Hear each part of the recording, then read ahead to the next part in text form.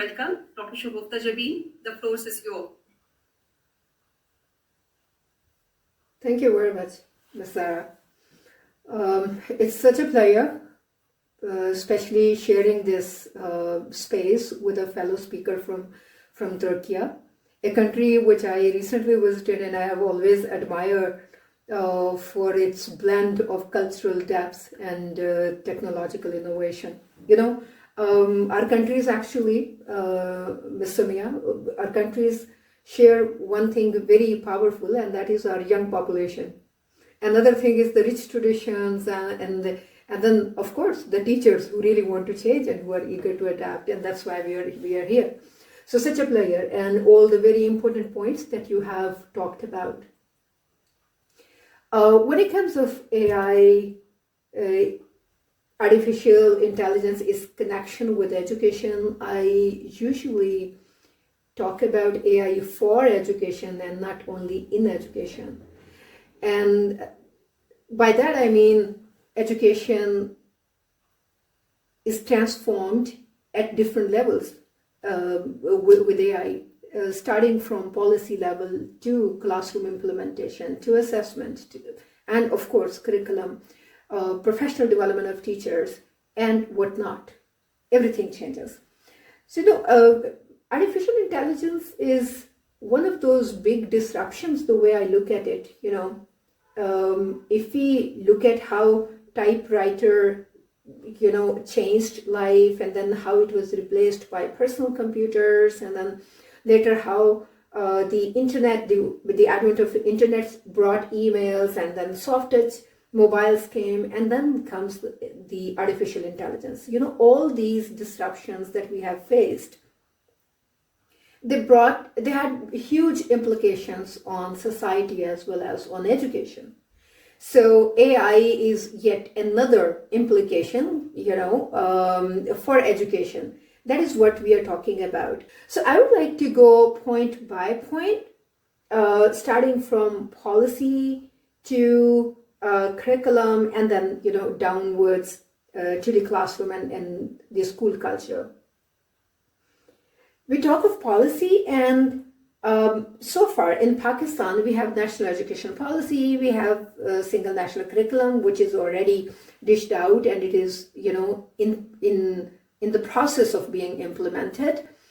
And while the process hasn't completed, AI is there, which means which raises a question: do we need to revise our curriculum again? Because AI has changed lots of things. AI has changed the knowledge access, it has changed the mindsets, it has brought many nations together, and do we need to really revise it again? Then I think about at policy level, the national standards of teachers, and of course they need to be revised again, because those standards were made before AI was even introduced, and the national standards for teachers, they really need to include the competency, the AI competence among teachers also. So at policy level, if we have to bring certain changes and we need to up our policies, at the same time we also have to look at the governance level. Who actually is going to validate such AI-based interventions? Do we have anybody? And why do we need to really validate those? It's very important to understand here. We need to understand who is developing AI tools and content. And UNESCO report tells us that it's North America and European Union, these two regions, which actually are prevalent in the world of creating educational content for higher education as well as for schools. So we have to look at who is developing the content that is being used by the rest of the world. Then we also have to look at the language used. According to the report, out of 7,000 languages in the whole world, only 10 languages are using AI. In other words, it's only 10 languages in which AI-based content and tools are available. That also means that 95% of the world languages most probably because they're deprived of inclusion in AI, we definitely are concerned about future of these languages. So if AI-based tools, assessment tools, and content is being used, does it mean that all those nations, people, young people who are already comfortable with English language, they take more advantage of it, and the other students, they yet remain disadvantaged? So these are certain questions that we have to keep in mind when we talk about why does it need validation? Why do we need to have a governance body to localize the tools, to localize the content also, to bring in some aspect of the local aspect of information also. So this is very important to have a governance body, some intervention at governance level also. The content is being built by two nations. There are only 10 languages being used. Yet we see one thing which is for the advantage of everyone, that is access to information. Now coming to the information, who is developing that pool of information, right? So it's not the algorithm that rules us, it's the people behind that algorithm that actually make that difference. And again, I'll link it with localization of the information.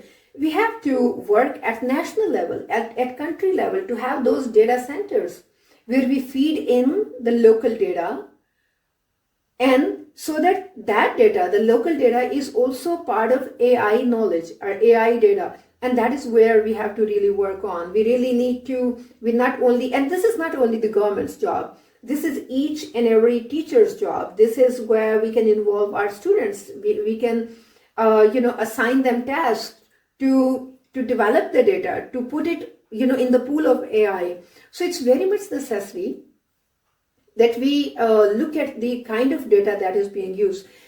I'm afraid that, we'd be suffering in knowledge hegemony if we don't make sure that our own local data also becomes part of AI pool. And that is where, again, we have to work on. AI is artificial intelligence, but the data is definitely fed in by human beings. So that human agency, we have to always consider, and we have to keep in mind our agency also to influence that AI data. Since AI is there, we feel like AI is going to do everything. No, we have to keep in mind the values and ethics also have to be taught separately, and it has to be given even more attention. Similarly, we have to keep in mind digital well-being of our students as well as teachers. And our curriculum, our training has to make sure that digital well-being is considered, where it's like the safe use of AI, how to be, how not to be addicted to the digital connections, and to understand the difference between human connections and digital connections. We definitely remember the story from this boy from America who eventually committed the suicide because he had taken the digital friendship equivalent to the human interaction. In curriculum, another element that we really need to make more prominent is the element of critical thinking, of creativity. And now I'm linking it to the pedagogy in classroom. To make sure all this happens, our teachers have to go for they have to go across the subjects. They have to go for project-based learning. They can have the analytical mindset among their students by linking different subjects together. And one of my favorite way to do that is to develop projects across different disciplines, across different subjects, to make sure that design thinking takes place among students, to make sure that creativity takes place among students. So teachers have to make that conscious effort to really bring that element of creativity in their classroom. How AI can be made part of professional development training. It's no more just sharing knowledge. Whenever we talk of training and education, is definitely a combination of knowledge, skills, and attitude, or the mindset. And here, when it comes of training our teachers and upping the professional development for teachers, we need to make sure that it's a different mindset that we train teachers on. And that is not to depend on AI and not to think that AI is their replacement. but to look at AI as a tool and to have enough knowledge and skills to harness the power of AI. That is where we need to train the teachers on. And it is not only about giving them a couple of hours of orientation. It needs to have a complete cycle, starting from the need analysis, where their weaknesses are, and then developing the training, and then after that, doing a complete follow-up of the training. That is where then that we can see the results. I hardly see impact studies taking place after the professional development is done.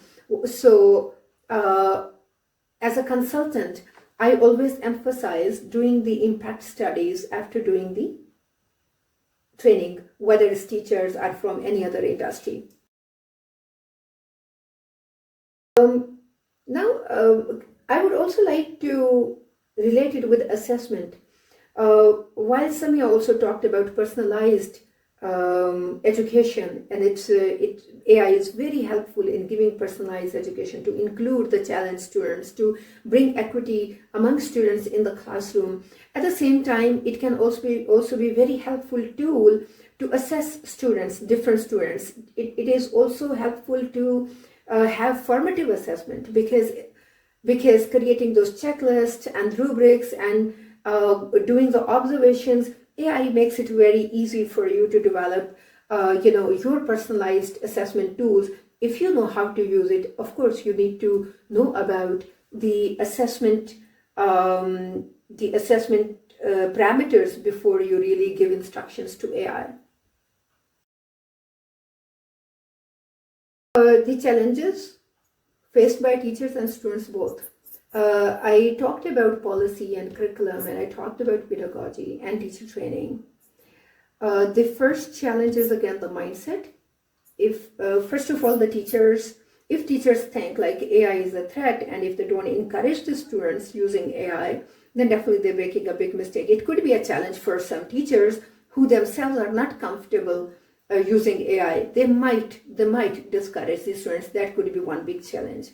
So the challenge in classroom, the way I look at it, can be a generational difference, because it's people under their 40s who have developed it. Now, those who are under their 40s, the Gen Y, Gen X, Gen Y, and they're developing it for Gen Z and for Gen Alpha.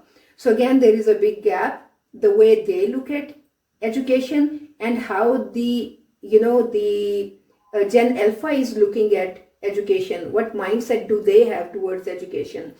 So that is the challenge that I look at it. If we start teaching the young students in traditional manner, that is going to be a big problem for teachers as well as for students. It can be a matter of depression for students because their attention span has changed. We have to look at the micro teaching now. We have to look at even the minimalistic learning, bytes and bits. So the teachers have to understand the changing phenomenon. Thank you. That how do you see artificial intelligence transforming learning and leadership development in the coming years in Pakistan and all across the world? Learning first. Like I mentioned in my previous response, this is the time where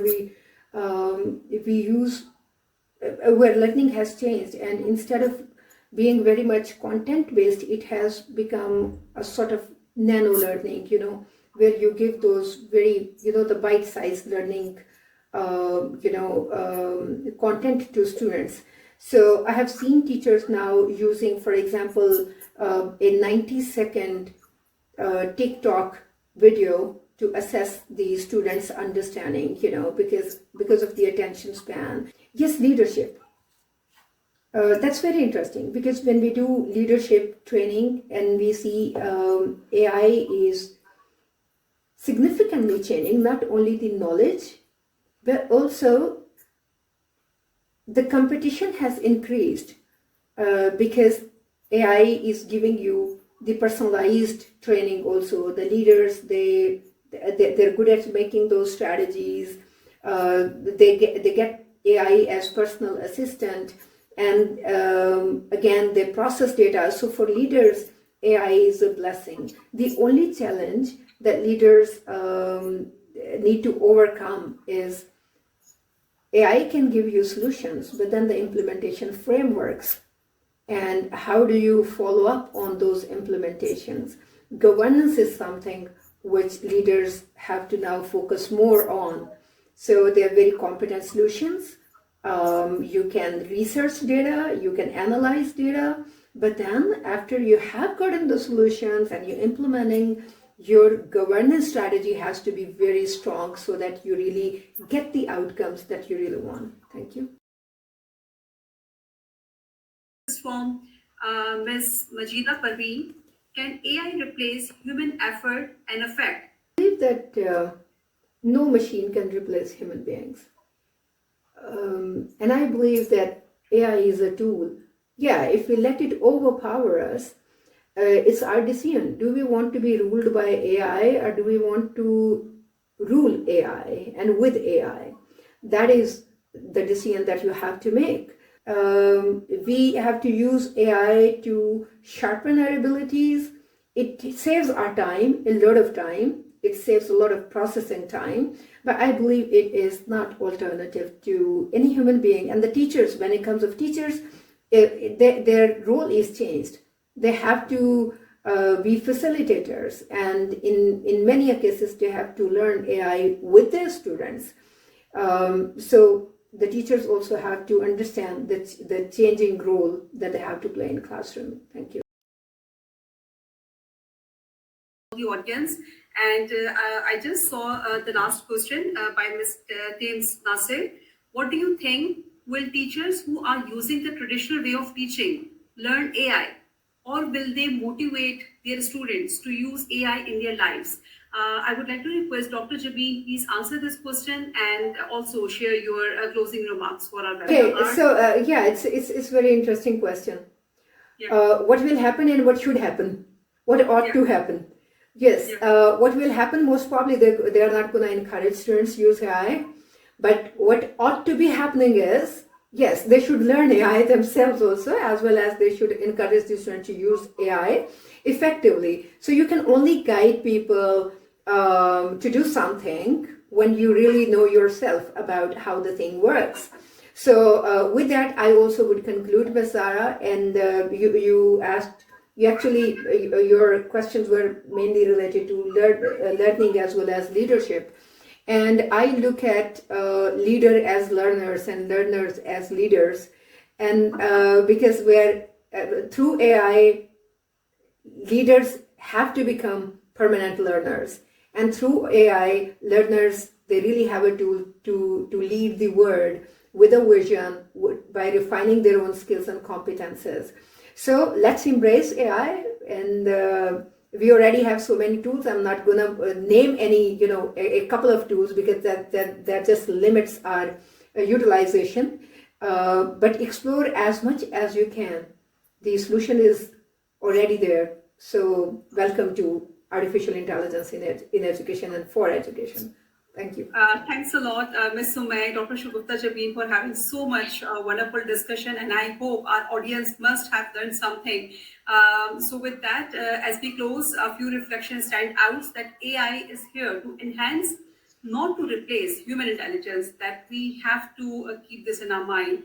And teachers remain at the heart of our education, but they need support, they need training, and they need this advocacy session and the training session for the AI.